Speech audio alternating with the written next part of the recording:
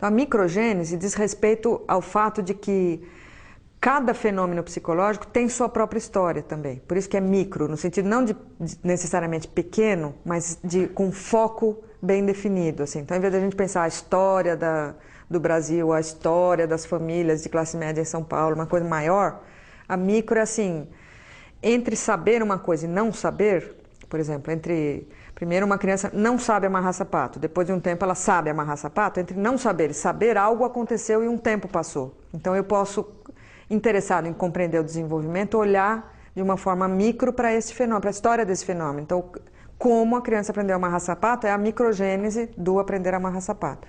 O que é bem interessante a respeito da microgênese é que eu diria que ela é a porta aberta dentro da teoria para o não determinismo. Porque a filogênese e a ontogênese, de certa forma, carregam um certo determinismo biológico. Quer dizer, o sujeito está atrelado às possibilidades da sua espécie, do seu momento de desenvolvimento como ser daquela espécie e tal. Na sociogênese, tem uma certa tinta determinista em termos culturais. Quer dizer, a cultura está definindo por onde você pode se desenvolver, né? Está dando também limites e possibilidades históricos de desenvolvimento. E a microgênese...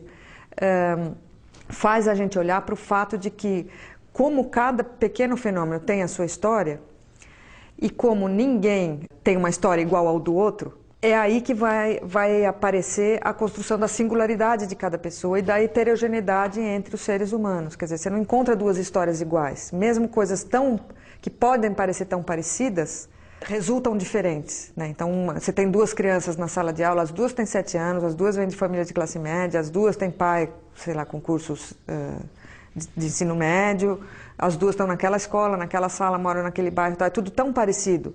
E as crianças não são iguais, porque elas têm experiências diferentes. Uma tem mais irmãos, outra tem menos irmãos, uma assiste muita televisão, outra não assiste, uma foi para a escola, outra não foi. Quer dizer, tem fatos na história de cada um que vão definir a singularidade a cada momento da vida do sujeito.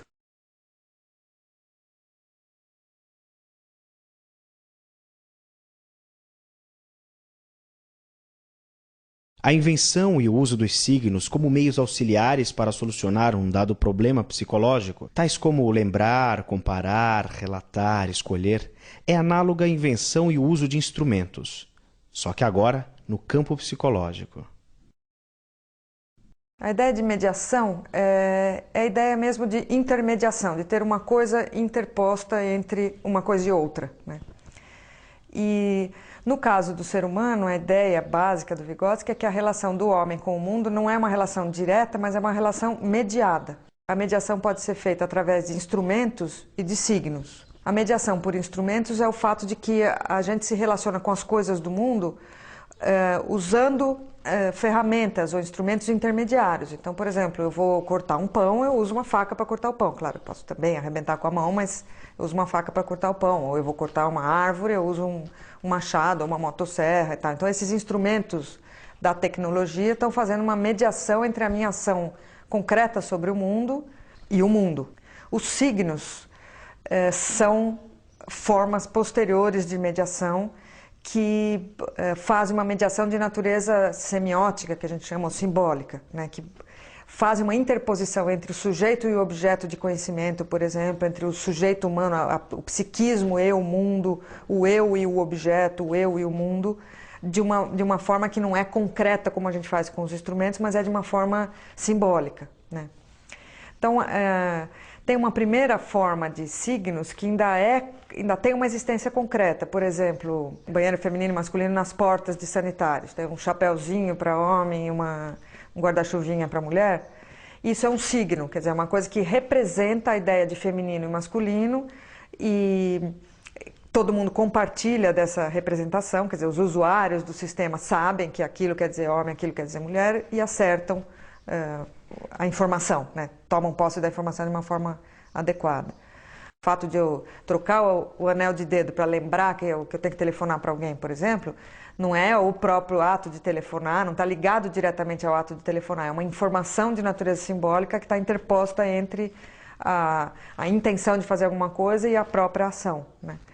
Então ainda é concreto, ainda está visível por outros, está marcado no mundo fora de mim, mas não é de natureza instrumental, é de natureza simbólica, no sentido de que não age concretamente sobre as coisas, mas age num plano simbólico, né?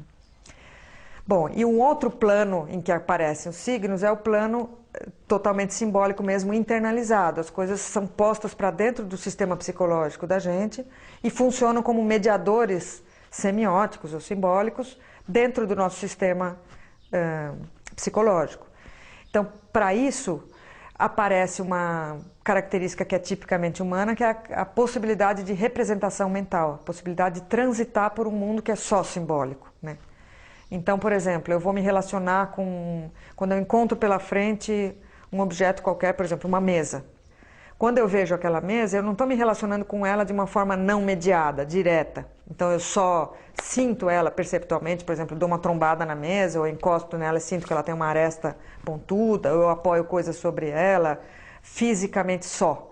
Eu olho para aquele objeto e vejo mesa imediatamente. Ela me remete a uma coisa de natureza simbólica que está dentro da minha cabeça já, que é o conceito de mesa, a ideia de mesa, a palavra mesa, a imagem mesa. Daí depende de como a gente vai compreender essa forma de representação na mente, mas seja qual for a forma, tem uma representação das coisas do mundo que está dentro de mim, que não são o próprio mundo, são representações do mundo, né?